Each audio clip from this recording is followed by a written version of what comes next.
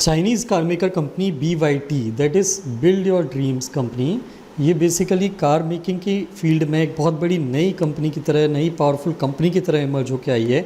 ऐसी एक न्यूज़ भी आई है कि इंडिया में भी इसका 85,000 करोड़ रुपीज़ का इन्वेस्ट करने का एक प्लान है हैदराबाद में, जहाँ पे वो अपनी कार मैन्युफैक्चरिंग की एक फैसिलिटी को सेट करना चाहती है। तो ये BYD की जो कार कंपनी है, इसकी सक्सेस स्टोरी और इनके बारे में थोड़ा सा बैकग्राउंड हम जानने की आज एक कोशिश करेंगे। इसको समझ के हम ये भी समझने की कोशिश करेंगे कि इंडिया के लिए क्या इसमें कोई लेसन हो सकता है, क्या हमको इससे कुछ सीखने की ज़रूरत है। So this is what we are going to discuss for today. But before we move on, ये बेसिकली मैं आपको बस एक इन्फॉर्मेशन अपडेट देना चाहूँगा। This is a page which tells you about me. ये मेरा एक हिस्ट्री है, मेरा एक बैकग्राउंड है, that is my name is doctor Apoorva Nayak. ये मेरा एक पूरा पास्ट में जिस फील्ड से, UPSC की फील्ड से जो भी हिस्ट्री रही है उस चीज़ को लेके ये पूरा इन्फॉर्मेशन आपको इस चीज़ में देता है। इसके अलावा मैं आपको एक चीज़ अपडेट करना चाहूँगा कि हमारा एक मेंटरशिप प्रोग्राम है जिसका रजिस्ट्रेशन अभी करंटली ओपन है। तो हमारे 2 प्रोग्राम अभी इनके रजिस्ट्रेशन ओपन है, that is foundation GS course mentorship programme and mains mentorship programme. दोनों ही कोर्स जो हैं ये न्यू स्टूडेंट्स के लिए अवेलेबल हैं। फाउंडेशन कोर्स जो हैं ये उनके लिए है जिन्होंने अभी UPSC की प्रिपरेशन स्टार्ट नहीं की है, they don't have any clue कि प्रिपरेशन कैसे स्टार्ट करना चाहिए, कहाँ से क्या करना चाहिए। उन सारी चीज़ों को A to Z गाइडेंस करना, सारे सब्जेक्ट्स कंप्लीट कराना, टारगेटेड अप्रोच से सब कुछ कवर कराना, ये इस प्रोग्राम का मेन एम है। उसके साथ में मेंस मेंटरशिप प्रोग्राम है, ये उन लोगों के लिए है मेनली जिन्होंने बेसिकली अपना फाउंडेशन के जितने भी सब्जेक्ट्स हैं वो सारे कंप्लीट कर लिए हैं and now they are clueless और they need some sort of good guidance on how to basically cover all the main syllabus in a systematic manner along with notes and how to prepare for mains. तो अगर आप इनमें से किसी भी course के लिए तैयारी करना चाहते हैं तो आप मुझे इस नंबर पे व्हाट्सअप करके कांटेक्ट कर सकते हैं, both for the purpose of registration और एनी काइंड ऑफ इंक्वायरी। आप एक चीज़ से बस रिलाई या ट्रस्ट कर सकते हैं कि मैं आपको यहाँ पे फुल कमिटमेंट, डेडिकेशन, डिसिप्लिन और सिंसियरिटी के साथ सारी चीज़ें यहाँ पे प्रोवाइड कराऊंगा और मैं खुद पर्सनली आपके साथ इस पूरे कोर्स में आपके साथ टच में रहूँगा। सो वापस आते हैं हमारी स्टोरी पे, दैट इज़ ये जो चाइनीज़ कार मेकर BYD की जो कंपनी की सक्सेस है उनकी बात करते हैं। तो ये कंपनी किसकी बिलोंग करती है? Basically this is the person who is the brain behind this company, that is Wang Shuangfu. इन्होंने जो कंपनी है ये one of the largest auto companies in the world जो है ये खड़ी करी है। ये कार मेकिंग कंपनी जो है मार्च 2024 के फाइनेंशियल स्टैटिस्टिक आए थे जिन्होंने इसमें अपनी रेवेन्यू $107 बिलियन 2024 के लिए रिपोर्ट करी है। ये टेस्ला की रेवेन्यू से भी ज़्यादा है जिसकी रेवेन्यू इस साल के लिए $97.7 बिलियन थी। और अभी तक इन्होंने 4.3 मिलियन इलेक्ट्रिक और हाइब्रिड कार्स सेल करी है और ये सेल करते करते इन्होंने होंडा की कंपनी जो one of the biggest auto company है वर्ल्ड में उसको भी पीछे छोड़ दिया है। Now they have become the 6th largest auto maker company in the world by the in terms of number of sales of vehicle. इनके आगे सिर्फ ये जो 5 कंपनीज़ हैं जैसे Toyota, Volkswagen, Hyundai, Kia, General Motors और स्टेलांटिस, ये 5 companies हैं जो अब आगे हैं इस कंपनी के। हम डिस्कस करते हैं कि ये जो BYD कंपनी है जिसका एक बार इलोन मस्क ने कभी एक फ़न भी करा था, मजाक भी करा था, इसके ऊपर एक जोक भी करा था, ये largest maker of electric cars कैसे बनी। ये स्टार्टिंग जो करी थी इस कंपनी ने वो बेसिकली ऑटोमोबाइल कंपनी की तरह स्टार्ट नहीं करी थी, ये इनिशियली बैटरी मेकर की तरह स्टार्ट किया था। BYD कंपनी की हिस्ट्री की बात करते हैं। BYD कंपनी जो है 1995 में वांग शुआनफू जो बेसिकली केमिस्ट हैं इन्होंने एक कंपनी सेट करी थी जिनको ये अपॉर्चुनिटी फील हुई थी एक रिचार्जेबल बैटरी कंपनी सेट करने में, जापान की डोमिनेंस को चैलेंज करने के लिए। वांग ने कंपनी जो है बेसिकली अपने कज़न से $350,000 का लोन लेके सेट करी थी और इनिशियली जो है ये मोबाइल फ़ोन्स और पावर टूल्स जो होते थे उसके लिए रिचार्जेबल बैटरी बनाने का काम करती थी। इसको पहली सक्सेस मिली थी 2000 में, ईयर 2000 में, जब इन्होंने मोटोरोला फ़ोन कंपनी जो है उनको बैटरी सप्लाई करना शुरू करी थी जो उस टाइम पे one of the biggest mobile company phone companies थी अपने आप में। ये मेनली जो इसकी सक्सेस हुई थी, जो इसको इनिशियल जो फर्स्ट सक्सेस मिली थी, one of the first biggest success, ये इनके एक एग्जीक्यूटिव के कारण मिली थी जो आज की डेट में BYD की एग्जीक्यूटिव वाइस प्रेसिडेंट है, दैट इज़ स्टेला ली। ये है फ़ोटो स्टेला ली का जिन्होंने बेसिकली BYD को जो इनिशियल सेल्स सक्सेस दिलाई थी ये उसके पीछे का ब्रेन मानी जाती हैं। 2003 तक आते आते BYD ने ये डिसाइड किया कि कार की मैन्युफैक्चरिंग में भी जाना चाहते हैं। ये लॉजिकली भी इनको समझ में आया कि इस कार कंपनी में, इस फील्ड में जा सकते हैं। रीज़न बीइंग ये ऑलरेडी एक बहुत बड़ा बैटरी का काम जो है वो सेटअप कर चुके थे और उस टाइम इलेक्ट्रिक व्हीकल्स की बात होना शुरू हुई थी। तो उनको ये स्कोप मिला था या समझ में आया था कि अगर हम बैटरीज़ पे शिफ्ट होते हैं तो हम कार की मैन्युफैक्चरिंग भी कर सकते हैं, जो इलेक्ट्रिक व्हीकल्स हैं उनकी मैन्युफैक्चरिंग भी कर सकते हैं। उसी टाइम पे चाइना की एक स्टेट रन कंपनी है, स्टेट गवर्नमेंट की कंपनी शियान क्विंशान ऑटो कंपनी जो है ये फेल हो रही थी। उन्होंने इसमें एक मेजॉरिटी स्टेक परचेज़ कर लिया। उस टाइम वैंग को कार चलाना भी नहीं आता था, लेकिन उसके बाद जब उन्होंने कंपनी ओवरटेक करी तो उसके बाद BYD ने उसके जस्ट 3 साल में, 2 से 3 साल में अपना पहला इंटरनल कंबशन मॉडल का निकाला था, दैट इज़ F3।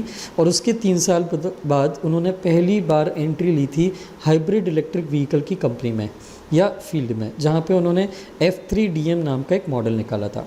लेकिन इस कंपनी को बूस्ट मिला था 2008 में, जब वॉरेन बफेट की कंपनी बर्कशायर हैथावे जो है, जो basically across the world investments करती है कंपनीज़ में, उन्होंने इस कंपनी में $230 मिलियन का इन्वेस्टमेंट किया था। आज की डेट में ये कंपनी जो है ये फुल्ली इलेक्ट्रिक व्हीकल और हाइब्रिड व्हीकल्स, हाइब्रिड जो कार्स होती हैं, दोनों कार बनाती हैं। और लेकिन उन्होंने जो सबसे बड़ी चीज़ अचीव करी है BYD ने, दैट इज़ इनके अलावा कोई भी कार मैन्युफैक्चरर नहीं है जो इतने अफोर्डेबल क्लास पे इलेक्ट्रिक कार्स को प्रॉफिट पे सेल कर रहा है। ये अपनी कार्स को एक्सपोर्ट भी करते हैं और करेंटली इनके एक्सपोर्ट 95 कंट्रीज़ में होते हैं, इंक्लूडिंग इंडिया। तो हम बात करते हैं इनके रीज़न्स की, इनकी सक्सेस के रीज़न्स की। तो इनके सक्सेस के रीज़न के मेनली 4 सपोर्ट या 4 रीज़न्स माने जाते हैं। सबसे पहला रीज़न है गवर्नमेंट का सपोर्ट। BYD का जो राइज़ माना जाता है वो चाइनीज़ गवर्नमेंट के सपोर्ट से बहुत ज़्यादा रिलेटेड माना जाता है। पिछले 15-16 साल में बीजिंग ने एक मल्टीपल सब्सिडीज़ देना स्टार्ट किया था बायर्स को, इलेक्ट्रिक कार्स के बायर्स को इंसेंटिवाइज़ करने के लिए, और इस इंडस्ट्री को स्टेट का सपोर्ट देना भी शुरू करा था। जैसे आज की डेट में हमारी गवर्नमेंट ऑफ इंडिया जो है वो स्कीम चला रही है इलेक्ट्रिक व्हीकल्स सेल करने के लिए, सस्ते, उसको सब्सिडाइज रेट पे सेल करने के लिए। उस टाइम पे ये कंपनी ने, ये बेसिकली चाइना ने ये स्कीम चलाई थी। रोडियम ग्रुप नाम की एक एजेंसी जो एक इंडिपेंडेंट रिसर्च करती है, उनका मानना है कि BYD को 2015 से 20 के बीच में $4.3 बिलियन का स्टेट सपोर्ट मिला था इलेक्ट्रिक व्हीकल्स का प्रोडक्शन और इम्प्रूव करने के लिए। और ये वन ऑफ द रीज़न माना जाता है इस कंपनी की सक्सेस का। हालांकि BYD की जो सक्सेस है वो इसका सिर्फ एक पार्शियल पिक्चर है। स्टेट का सपोर्ट जो है इसने बहुत ही नॉर्मल सा रोल प्ले किया है। इसका ये मतलब नहीं है कि सिर्फ स्टेट के सपोर्ट के कारण ही ये कंपनी बेसिकली सक्सीड हुई है। BYD की मेन सक्सेस आती है उसकी इनोवेशन के कारण। मेन रीज़न आता है, first of the reason is innovation and the second reason which comes is ability to aggressively expand outside China. China के बाहर जिस स्पीड और जिस एग्रेशन से उन्होंने अपने आप को एक्सपांड किया है, ये मेन रीज़न इसकी सक्सेस का बनता है। तो अब हम बात करते हैं इनोवेशन के ऊपर। इनकी सबसे इम्पॉर्टेंट टेक्नोलॉजी है, सबसे की टेक्नोलॉजी जिसके बेस पे ये सक्सीड हुए हैं, दैट इज़ ब्लेड बैटरी। ये वैंग की जो कंपनी थी BYD को डोमिनेंट प्लेयर बनाने का, ये 2020 में एक नई बैटरी के लॉन्च से बेसिकली अचीव हुआ था जिसका नाम है ब्लेड बैटरी। ये बेसिकली एक लिथियम आयरन फॉस्फेट बैटरी है।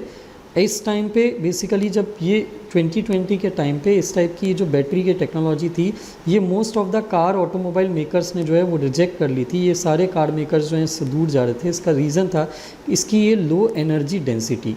बेसिकली ये अपने वेट के हिसाब से, ये जितनी एनर्जी जनरेट करता था कार को रन करने में, उसके अकॉर्डिंग या उसके प्रोपोर्शन में ये बहुत ज़्यादा हैवी था और बहुत ज़्यादा मास कंज्यूम करता था।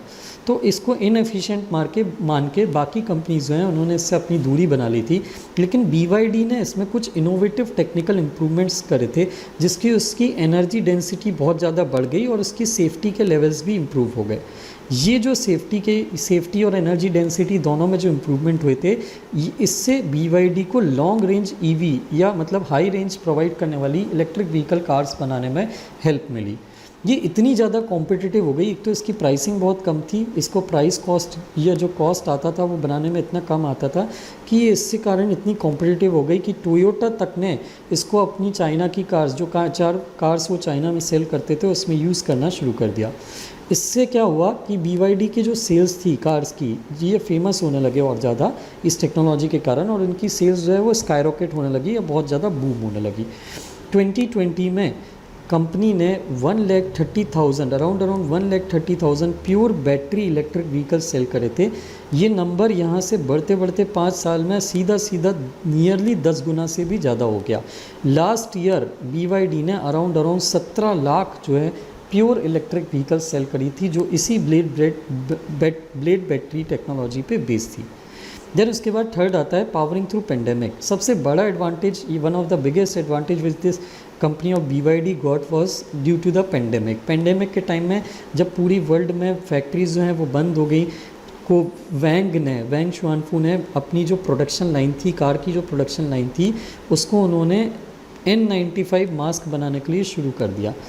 वीक्स के अंदर, कुछ हफ्तों के अंदर ही BYD जो है ये बिगेस्ट मास्क मैन्युफैक्चरर बन गया वर्ल्ड में, और इसको बहुत सारे कॉन्ट्रैक्ट भी मिले, जिसमें one of the biggest contract was Japan software group corporation का कॉन्ट्रैक्ट। ये इतना ज़्यादा सक्सीड हुआ कि कंपनी को इससे $1 बिलियन तक के पैसे यहाँ से अर्निंग इससे हो गई, जिसको वो री इन्वेस्ट कर पाया अपनी फर्दर मैन्युफैक्चरिंग को एक्सपांशन करने में और अपने प्लांट्स के एक्सपांशन में। दूसरे ऑटोमेकर्स के तरह BYD को जो है अपनी फैक्ट्रीज़ को बंद नहीं करना पड़ा, क्योंकि इसने इतने ज़्यादा मास्क प्रोड्यूस कर लिए थे कि वो अपने चाइनीज़ वर्कर्स जो थे, जो फैक्ट्रीज़ में काम कर रहे थे इसकी कार मेकिंग फैक्ट्रीज़ में, वहाँ पे टाइटली कंट्रोल्ड एनवायरनमेंट या कैंपस जो थे वहाँ पे ये इसको प्रोवाइड कर सकते थे अपने वर्कर्स को। तो एक तो वहाँ पे वर्कर्स के लिए बहुत ही स्ट्रिक्ट कंडीशन थी, ऊपर से वहाँ पे BYD जो है वो खुद के मास्क प्रोड्यूस करके दे रहा था, तो इससे वर्कर्स के बीच में कोविड को मैनेज करने में भी हेल्प मिली और कंपनी का काम भी नहीं रुका। कंपनी को दूसरे साइड से कार बनाने के लिए सबसे ज़्यादा दूसरी इंपॉर्टेंट चीज़ होती है, वो होती है सेमीकंडक्टर चिप्स। तो कंपनी की अपनी खुद की एक फैक्ट्री भी है जो सेमीकंडक्टर यूनिट्स की एक फैक्ट्री है, जो बेसिकली चिप्स बनाती है, सेमीकंडक्टर चिप। ये सेमीकंडक्टर कंपनी जो है, ये फैक्ट्री या सब्सिडियरी जो है इसकी, ये इसकी कार मेकिंग कंपनी को चिप्स प्रोवाइड करती रही, जो बाकी के कंपनीज़ को इतने आसानी से नहीं मिला। जैसे वर्ल्ड वाइड जितनी भी कार कंपनीज़ थी उनको चिप की शॉर्टेज हो रही थी, लेकिन BYD को अपनी ही फैक्ट्री से चिप्स की बहुत अच्छी सप्लाई मिल रही थी। इससे BYD की जो सेल्स है वो सेल्स के नंबर, प्रोडक्शन और सेल्स के नंबर और ज़्यादा बढ़ाने में हेल्प मिली, और पेंडेमिक के बाद इनकी जो इन्वेंट्री थी वो इन्वेंट्री जो है वहाँ पे उसको बहुत ज़्यादा काम आई अपनी सेल्स को पुश करने के लिए। Then the fourth thing is aggressive global expansion. पिछले कुछ सालों में BYD ने अपनी जो इलेक्ट्रिक व्हीकल मेकर्स में जो कंपटीशन है या कॉम्पिटिटर्स हैं उनको बहुत स्टिफ कंपटीशन दिया है। जैसे चाइना के बाहर, सिर्फ चाइना में ही इसने अपनी सेल नहीं बढ़ाई, चाइना के बाहर टेस्ला को भी बहुत ह्यूज कंपटीशन दिया है। जैसे कि फॉर एग्जांपल अगर हम बात करें, साउथ ईस्ट एशिया में BYD जो है इसके पास 43% मार्केट शेयर है इलेक्ट्रिक व्हीकल्स का, एक CNBC की रिपोर्ट के हिसाब से। कंपनी नए मार्केट को कैप्चर करने के लिए एक बहुत ही सिंपल सी स्ट्रेटजी फॉलो करती है। वो कहीं भी जाती है तो वहाँ पे पहले इंटेंसिव रिसर्च करती है, वहाँ पे वो ये चेक करती है कि किस चीज़ की डिमांड सबसे ज़्यादा है। डिमांड में जैसे वहाँ पे 4 व्हीलर की डिमांड ज़्यादा है इलेक्ट्रिक व्हीकल में, कि 2 व्हीलर की डिमांड ज़्यादा है, या फिर बसेस की, इलेक्ट्रिक बसेस की डिमांड ज़्यादा है। पहले ये देखती है कि किस चीज़ की डिमांड ज़्यादा है, वो उस प्रोडक्ट को लॉन्च करती है वहाँ पे उस मार्केट में, उस प्रोडक्ट को बहुत सस्ते रेट पे बेचती है ताकि उसकी रिकॉग्निशन हो जाए, वो कंपनी जो है वो एस्टेब्लिश हो जाए, उसकी ब्रांडिंग हो जाए। और एक बार जब उसकी डिमांडेड प्रोडक्ट्स की ब्रांडिंग और एस्टेब्लिशमेंट हो जाती है तो फिर उसके बाद वो दूसरे प्रोडक्ट्स जो हैं, अपने जो कंपनी दूसरे प्रोडक्ट लाइन बनाती है वो उसको सेल करना शुरू करती है और उसकी मार्केट कंपनी जो है वहाँ पे सक्सीड होती है। यही चीज़ वहाँ पे BYD ने लंदन में भी करी थी, जहाँ पे पहले उन्होंने इलेक्ट्रिसिटी बसेस के साथ स्टार्ट किया था, फिर पैसेंजर कार पे मूव करे थे, और यही स्ट्रेटजी इन्होंने इंडोनेशिया में जकार्ता में यूज़ करी थी। तो ये कुछ वेज़ हैं या ये कुछ रीज़न्स हैं जिसके कारण BYD जो है एक कॉम्प्रिहेंसिव तरीके से सक्सीड हो पाई। इंडिया को इससे बहुत कुछ सीखने की ज़रूरत है, क्योंकि हम अभी भी एक्सपोर्ट के मामले में, मैन्युफैक्चरिंग के मामले में, ग्लोबल मार्केट कैप्चर के मामले में बहुत ज़्यादा पीछे हैं। हमारी जो कंपनीज़ हैं वो अभी भी इतनी इनोवेटिव नहीं है कि इस कंपनीज़ को सक्सीड कम्पीट कर पाएँ इन कंपनीज़ के साथ। और जैसे कि BYD अभी इंडिया में आ रहा है तो इसको एक बहुत ही ह्यूज कंपटीशन ये हमारी इंडियन कार कंपनीज़ को मिलेगा देखने के लिए। तो उस चीज़ से हम कैसे डील कर सकते हैं, कैसे हमको डील करना चाहिए, ये अभी बहुत ज़्यादा सोचने की या समझने की बात होगी। इस मैटर पे आपका क्या व्यू है, मैं भी जानना चाहूँगा। आप क्या सोचते हैं कि इंडिया इसमें क्यों पीछे चलता है, इस मामले में क्यों पीछे चल रहा है, क्या कर सकते हैं हम कि इंडिया का EV मार्केट जो है, कार मेकिंग मार्केट है, ऑटोमोबाइल सेक्टर जो है, ये बेसिकली और ज़्यादा इमर्ज हो पाए और हम चाइना की कंपनी से ना सिर्फ कम्पीट कर पाएँ, उनको ओवरटेक भी कर पाएँ। तो आपके व्यूज़ कमेंट सेक्शन में ज़रूर डालिएगा। I will be waiting for your comments. If you like the video, please do share it with your friends who are preparing for the exam and do subscribe to the channel if you haven't till now. हमारा इस lecture का, हमारे इस video का PDF अगर आप download करना चाहते हैं तो हमारा टेलीग्राम पे एक चैनल है जिसकी लिंक आपको इस वीडियो के डिस्क्रिप्शन बॉक्स में मिल जाएगी। आप हमारा एक इंस्टाग्राम चैनल है उसे भी फॉलो कर सकते हैं हमसे रेगुलर इंटरेक्शन के लिए। Thank you very much for watching the video.